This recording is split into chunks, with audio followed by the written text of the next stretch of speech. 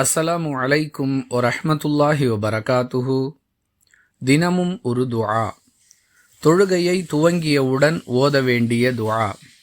அன்பிற்குரிய அல்லாஹுவின் நல்லடியார்களே, கடமையான உபரியான எந்த ஒரு தொழுகையாக இருந்தாலும் அந்த தொழுகையை துவங்கியவுடன் இந்த துஆவை ஓத வேண்டுமென்று அல்லாஹுவின் தூதர் ஸல்லல்லாஹு அலைஹி வஸல்லம் அவர்கள் கற்றுக் கொடுத்த வழிமுறை புகாரி எனும் நூலில் 744வது ஹதீஸில் பதிவு செய்யப்பட்டிருப்பதை பார்க்கிறோம்.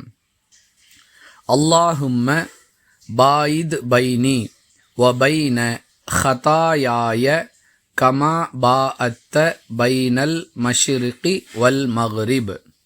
அல்லாஹும்ம நக்கினி மினல் ஹதாயா கமா யுனக்கஸ் சௌபுல் அபியலு மினத் தனஸ்.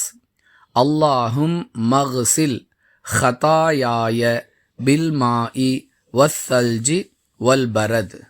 இதை மீண்டும் மீண்டும் கேட்பதன் மூலமாகவோ அல்லது ஹதீஸில் உள்ள இந்த பிரார்த்தனையை பார்த்து படிப்பதன் மூலமாகவோ மனனம் செய்து கொண்டு ஒவ்வொரு தொழுகையை துவங்கும் பொழுதும் இந்த துஆவை அவசியம் ஓத வேண்டும். இது தவிர இன்னும் சில துஆக்களும் ஹதீஸுகளில் சொல்லப்பட்டிருக்கின்றன. அதிக அர்த்தமுள்ள பாவ மன்னிப்பிற்குரிய ஒரு துஆவாகவும் எளிதில் மனப்பாடம் செய்யக்கூடியதாகவும் இருப்பதால் இதை நாம் பதிவு செய்கிறோம். வாஹிரு தஅவானா அனில் ஹம்துலில்லாஹி ரப்பில் ஆலமீன். அஸ்ஸலாமு அலைக்கும் வரஹ்மத்துல்லாஹி வபரகாத்துஹு.